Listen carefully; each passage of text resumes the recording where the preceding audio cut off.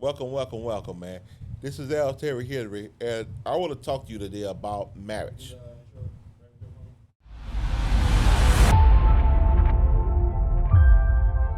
Welcome, welcome, welcome, man. This is alterri, Henry, and I want to talk to you about marriage. Okay, a lot of you are married. A lot of you are planning on getting married. I want to talk to you about how to preserve your marriage, how to keep your marriage holy, keep your marriage healthy, keep yourself married. Bottom line, uh, I've been married for 22 years. And with that being said, I think I deserve or I have granted the right by now to be able to tell you something about staying married. Okay. A lot of you will be married. I counsel a lot of people that are married, that is going through marriage counseling, that's having a lot of marital problems, and we fixing their problems with the help of God, because it's not us. Uh, with that being said, we got to ask yourself, do you still date your wife or your spouse? Do you still date your wife or your spouse? Okay. A lot of us don't date each other. We date each other in the beginning, but we stop dating. You stop taking them out to. You stop buying flowers. Like 22 years later, I still show up at the house with roses. Sometimes I see the little Mexican lady sit on the side of the road and they have some flowers and I don't feel like stopping. And it's like $10. I can get it for $5 at Walgreens, but it's $10 on the side of the road. I just give them $10, grab them flowers, take it to my wife. I did that last week, and this is 22 years of marriage. So, with that being said, do you still date your wife? Do you still cook a meal and put two wine glasses out? Not wine, we don't drink, but I just put it out for the fancy look. And I'll pour some orange juice or some apple juice or whatever kind of juice you want. And we'll still have a candlelight dinner with just me and my wife by the pool if it's warm outside. Like, so do you still date your wife? And I'm gonna talk to your women too, but we're talking to the men right now, okay? Do you still date your wife? Do you still hold her hand when you're in public? Uh, do you still open the door for her? And you may forget every now and then. That's fine. You've been married for 5 years, 10 years.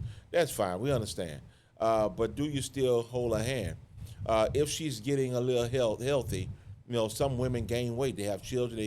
They start getting fat, as we call it, or heavy set, or whatever you want to call it. Do you offer to go walk with her? Do you encourage her? Do you still tell her she's beautiful? Um, and the list goes on and on. What are you doing to show your wife or your spouse that, or your girlfriend for that matter, that she's everything to you? That no matter, I love this song. He said, I'll love you when your hair turns gray, girl. I even love you when you gain a little weight, girl. There's something just as long as your love don't change. It's by, I think, who's that I forgot who his name is, but it's a love song, R&B song, and I know y'all would know the song, uh, love child or something like that.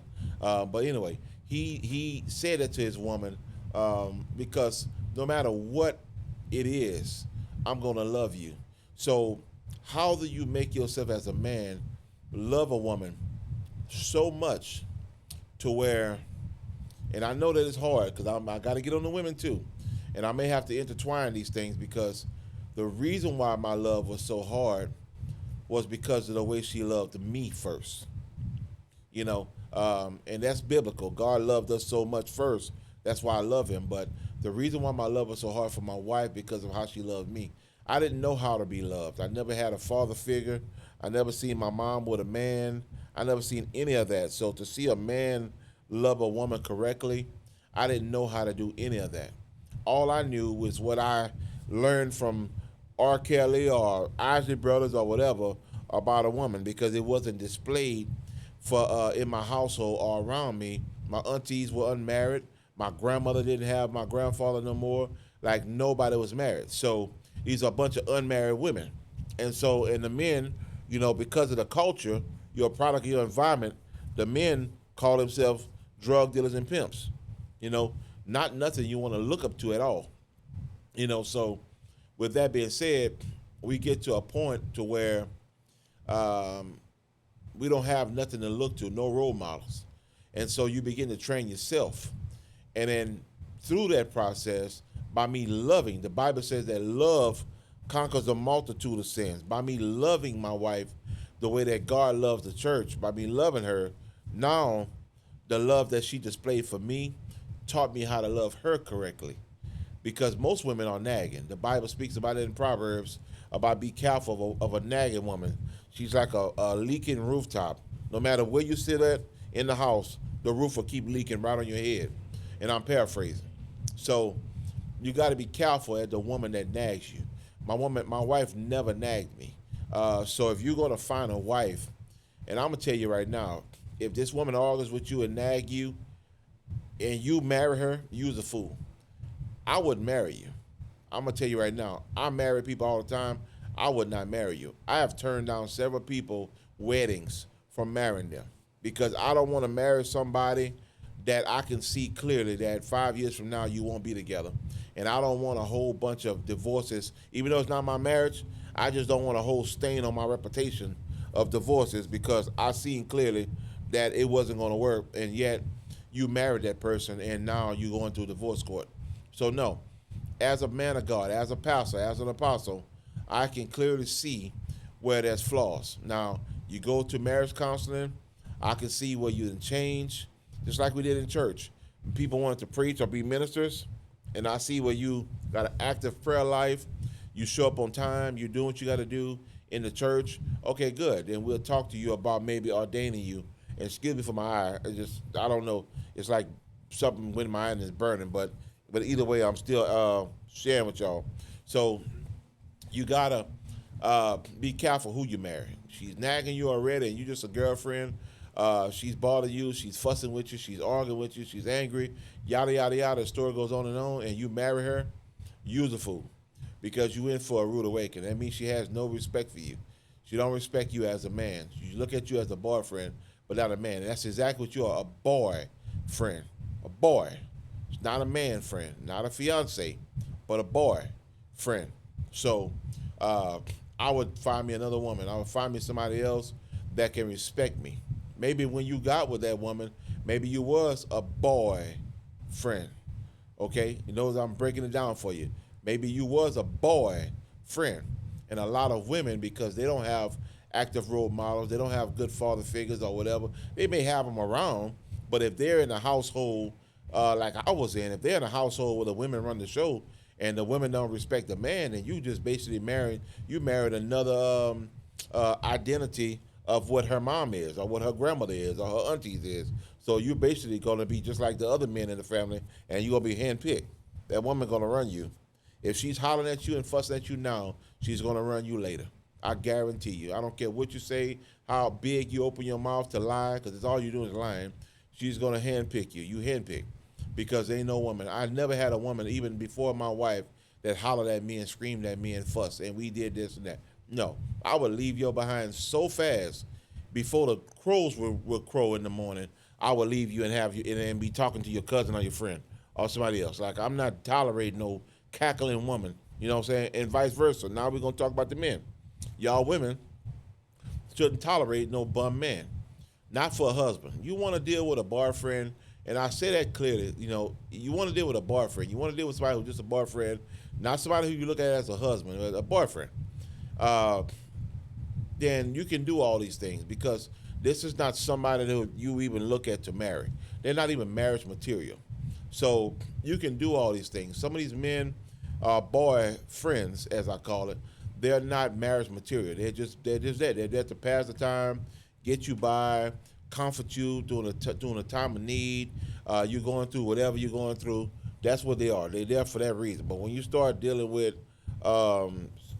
people that can get you by, then it'll be best that you shut up.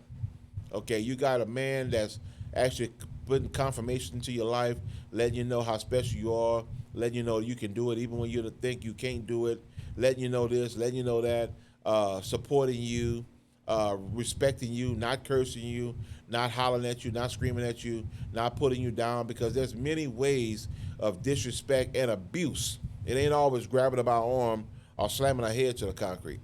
Abuse can be simply you just don't love her. There's so many people, and I want to say this loud and clear. There's so many people that's in relationships right now for comfortability, not for love. I'm comfortable with you. I've been with you a long time. Uh, I'm used to you. I don't want to start over from scratch. There's so many people that's stuck in that era of a relationship right now that you would be amazed to understand it. It would blow your mind that people are not really in love with each other like it used to be. They're not really in love. They don't love you in the way like the old school love, where your grandfather and grandmothers was together and all that. They loved each other. Now maybe they have fell out of love, whatever, and stayed together. But we talking about old love, like me and my wife, love. Uh, but once again, you got to get to dating your wife to get that. Some of you lost it, but if you start dating each other, you'll get it back. I've seen it happen. I've coached so many people through that.